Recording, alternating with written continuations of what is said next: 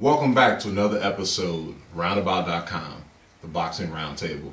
I'm Trey, this is Lo, we got Clive, and my man Keith.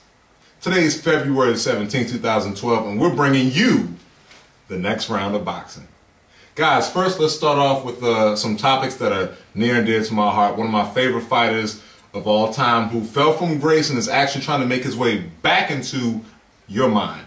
Paul Williams versus Nobuhiro Ishida. Guys, tell me what you think about this up-and-coming fight. Well, Paul Williams is our featured fighter for the month of February. I really like his fighting style. He's a fighter. He throws caution to the wind. He just goes out. He goes all out. He's got a pretty solid chin. Martinez tested it a little bit. A little bit. You know, he knocked him out in 2 rounds, but I mean, still, you know, Paul Williams, he's a fighter. He's a fighter. And I think that he's going to present big trouble for Ishida tomorrow night. I'm not really impressed with Ishida. I think that Ishida was fairly lucky against James Kirkland. Kirkland wasn't, you know, he didn't have the right mind frame. He didn't have Ann Wolf. You know, whatever the situation was. I hear some grunts over in this corner. What's going on? What's going on in the blue corner? It's not much going on in this corner. One thing I want to say is I still give much props to the shout out to Paul Williams. He's one of my favorite fighters. And back in low, what he said, he's a fighter. Paul Williams is ready to get in the ring with whoever. It doesn't matter who the person is.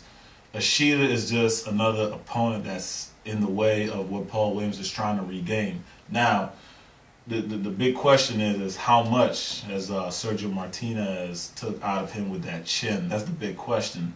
Right. I do think that Paul Williams' southpaw style can possess a problem for Ishida. I don't really know much about Ishida, but I know he's definitely an orthodox fighter.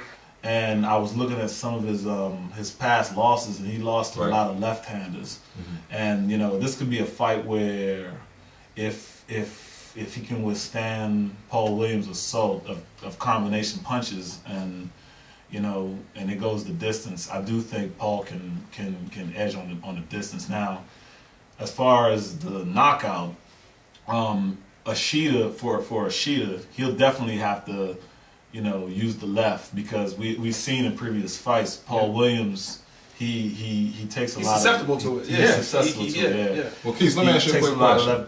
I'm sorry to cut you off, Clive. Oh no, that's fine. Quick question for you two. Speaking of combination punching, James Kirkland showed us that after he reunited with Ann Wolf, that his combination punches started to, I shouldn't say come back, but were brought to the forefront. He wasn't a combination puncher prior to that. But in the last fight against El Perro, James Kirkland showed us that, guess what?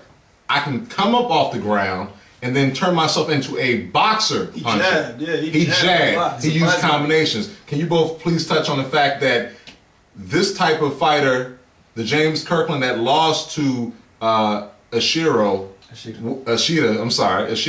would this James Kirkland beat Ishida? And can Paul Williams, with that same mindset, that same boxing style, also beat Ishida? Well, back to Ishida and Paul Williams. We'll get to James Kirkland, you know, when we get to him, because this fight, it just poses of what does Paul Williams need to do to secure a victory against Ishida.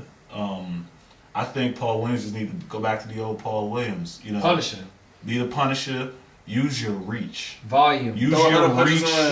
Throw 100 punches around. You know what I'm saying? You're much faster and you're much more elusive, taller. You're longer. Use your reach. I don't know if he's taller. I don't know if he's taller. Yeah, look at the way. And that may be the challenge for this fight. They're the exact same reach. For a tall guy like Ishida, his arm lengths are not, you know, not as long as Paul Williams. Paul Williams is tall and he has a longer reach. And Ishida actually weighed in heavier than Paul Williams. He weighed in at the full 155 limit, and Paul Williams weighed in at 155 and a half. Paul Williams, keep him on the outside.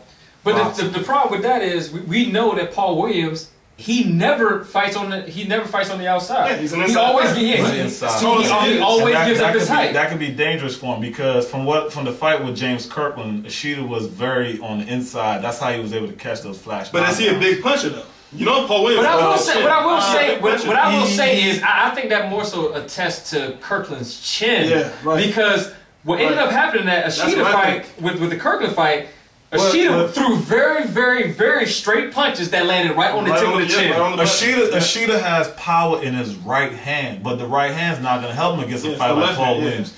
He's got to be able to capitalize with the left, with the power in the left. I don't know. I really haven't seen too many of Ishida's fights to, you know, put a cap on it, but I would think he would need the left hand against Paul Williams. February the 18th, tomorrow. Paul Williams, Nobuhiro Ishida. Let's move on.